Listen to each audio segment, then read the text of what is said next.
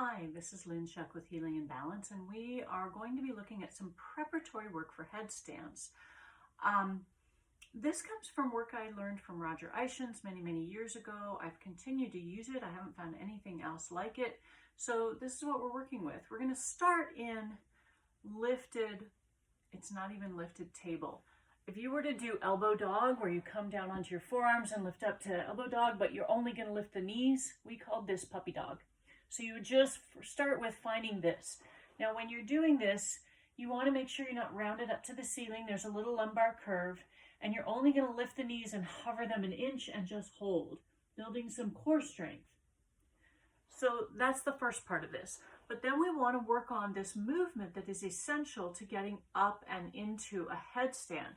When you're walking your feet in towards your hands, your shoulders are going to come towards your forearms, but then as you lift your legs up in the air, they have to come back up.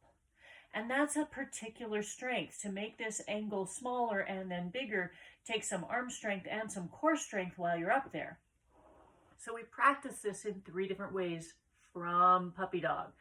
So the first is to set up with your arms parallel to each other, palms on the floor, just to get used to the movement and to build some of the strength. We're going to set up in that puppy dog, knees lifted. I'm going to keep my knees lifted and bring my shoulders toward my wrists and then away. And toward my wrists and then away. And toward my wrists and then away. And then lower my knees. Now you'll notice I didn't go toward my wrists and lift my knees. My knees just stayed an inch above the ground. That's the strength part of your torso.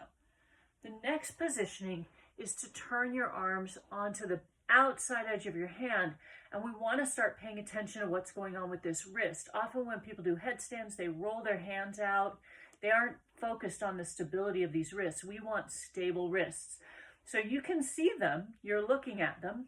We take that same movement. We hover the knees and we take the shoulders forward and come back, forward and come back, forward and come back. And you're making sure the elbows aren't rolling. The wrists aren't turning in and out. So 3 of those. And then the last variation is how you would set up for headstand. Now, I'm going to lace my fingers together, but I'm not going to press the palms of my hands together because eventually my head has to come in there. I'm also not doing this with my hands. I want to have this straight line that runs from my knuckle to my elbow without breaking the wrist anywhere. And I want to watch again that the wrist stays in a perpendicular line relative to the floor. Doesn't roll out, doesn't roll in. Same movement. So I've set up, gone from my elbow positioning to lacing my fingers together. I'm making sure I have straight lines. I'm making sure those wrists are vertical relative to the floor.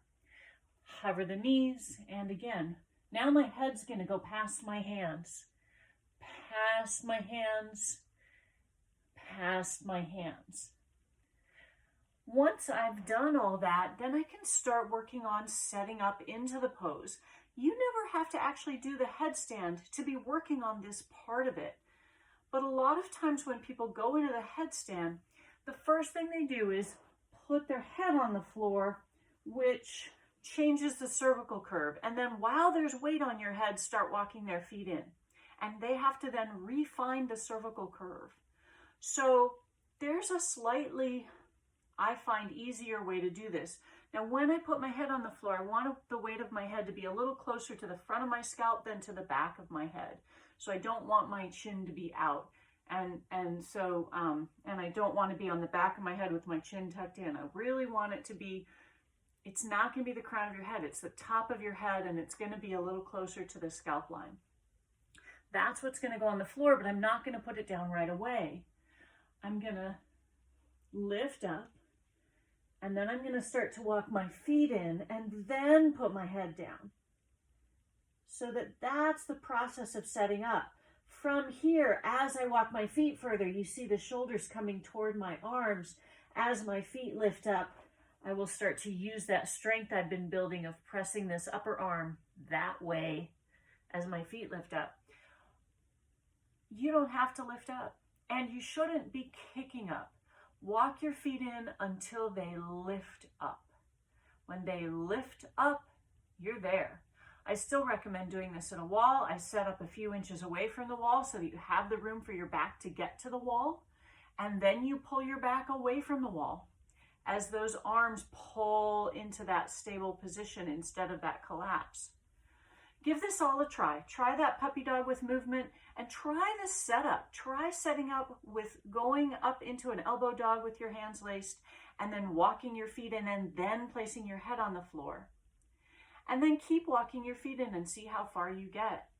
Even if you never do a headstand, that's a pretty good version of it right there. Okay, that's what I've got for you today. Go.